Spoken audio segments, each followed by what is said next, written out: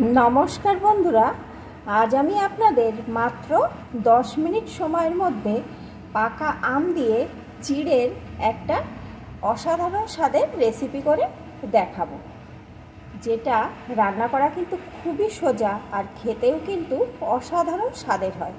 চিড়ে দিয়ে তো আপনারা অনেকে অনেক রকমভাবে পায়েস রান্না করে খান, তবে আজ আমি আপনাদের পাকা আম দিয়ে চিড়ের এই অমৃত ভোগ কীভাবে রান্না করি সেটাই বন্ধুরা প্লিজ একটা লাইক দিয়ে দেখতে থাকুন।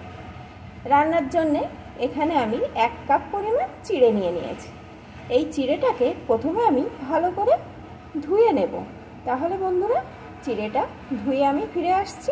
আপনারা কিন্তু ফুল রেসিপিটি দেখতে থাকুন, তাহলেই বুঝতে পারবেন আমি কিভাবে এই রান্নাটা করছি। চিড়েটা আমি 2-3 বার জল পাল্টে ধুয়ে নিয়েছি, তারপরে এই ছাঁকনির ভিতরে ঢেলে দিয়েছি, কারণ চিড়েতে কিন্তু একটুও যেন জল না থাকে। আর রান্নাটির জন্য অবশ্যই এখানে আমার পাকা আম লাগবে, তাই এখানে আমি 2টো মিডিয়াম সাইজের পাকা আমকে কেটে নিয়েছি, সাইডের শাঁসগুলো নিয়েছি আর আটিটাকে ফেলে দিয়েছি। আর এই পাকা আমটা যেন অবশ্যই খুব মিষ্টি হয়, টক হলে কিন্তু হবে না, টক হলে ছানা কেটে যাবে, রান্নাটা ভালো হবে না। 1 কাপ চিড়ের জন্য এখানে আমি 2টো মিডিয়াম সাইজের আম নিয়েছি। এখন এই আমটাকে আমি মিক্সিং জারে দিয়ে সুন্দরভাবে পেস্ট করে নেব। মিক্সিং জারে দিয়ে দিয়েছি, এখন পেস্ট করে নেব। সুন্দর করে এখানে আমটা আমার পেস্ট করে নেওয়া হয়ে গেছে। এখন আমি রান্নাটা শুরু করছি। রান্নার জন্য এখানে আমি একটা কড়া বসিয়ে তাতে 1 টেবিল চামচ মতন ঘি দিয়ে দিয়েছি। এখন ঘিটা গরম হয়ে গেছে, এখন এর ভিতরে দিয়ে দেবো আমি কয়েকটা বাদাম,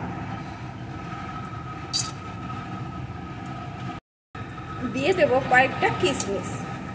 এখন এই বাদাম কিশমিশগুলো লাল লাল করে ভেজে নেব। বাদাম কিশমিশ আমার সুন্দর ভাজা হয়ে গেছে, এখন আমি তুলে নেব। ভাজা বাদাম আর কিশমিশগুলো তুলে নিয়ে আমি 1 টেবিল চামচ ঘি দিয়ে দিয়েছি।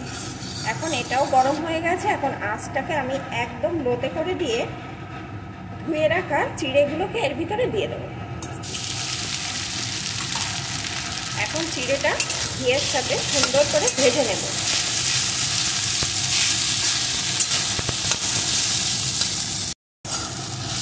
অল্প আছে বেশ কিছুক্ষণ ধরে চিড়েটাও আমি ভেজে নিয়েছি। এখন চিড়েটাও আমি একটা পাত্রে নামিয়ে নেব।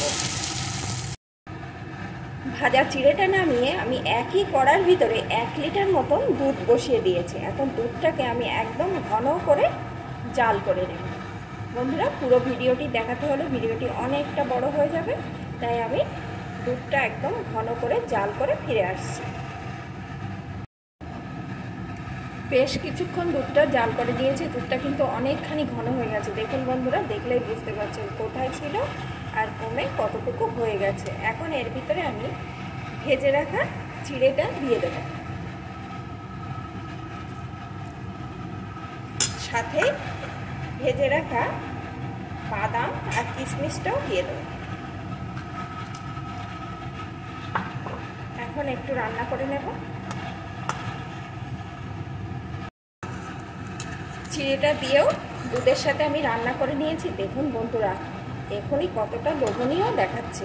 আর আমি কিন্তু এই পায়েসে কোনো রকম লবণ ব্যবহার করছি না। আপনারা যদি চান তবে দুধের সাথে একটু লবণ দিয়েও জাল করে নিতে পারেন।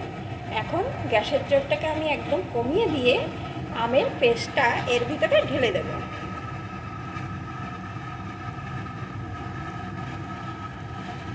আমটা যেহেতু আমার খুব মিষ্টি, তাই আমি এখানে খুব সামান্য চিনি দিয়ে দিচ্ছি। এখানে আমি 4 চামচের 2 চামচ মতন চিনি দিয়ে দিচ্ছি আমের সাথে। মিষ্টির স্বাদ তো সকলের সমান হয় না, আপনারা আপনাদের স্বাদ অনুযায়ী চিনিটা দিয়ে দেবেন। এখন আমি একটু মিশিয়ে নেব।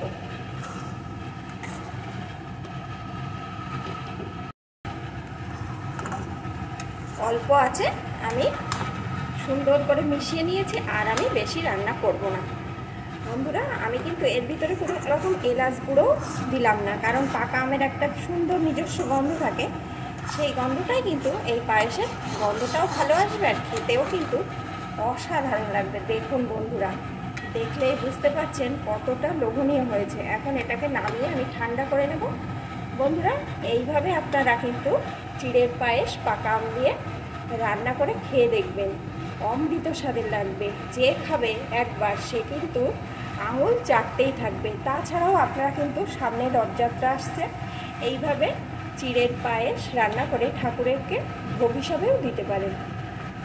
তাহলে বন্ধুরা আমার রেসিপিটি কেমন লাগলো প্লিজ কমেন্ট করে জানাবেন, আর ভালো লাগলে অবশ্যই একটা লাইক করে দেবেন।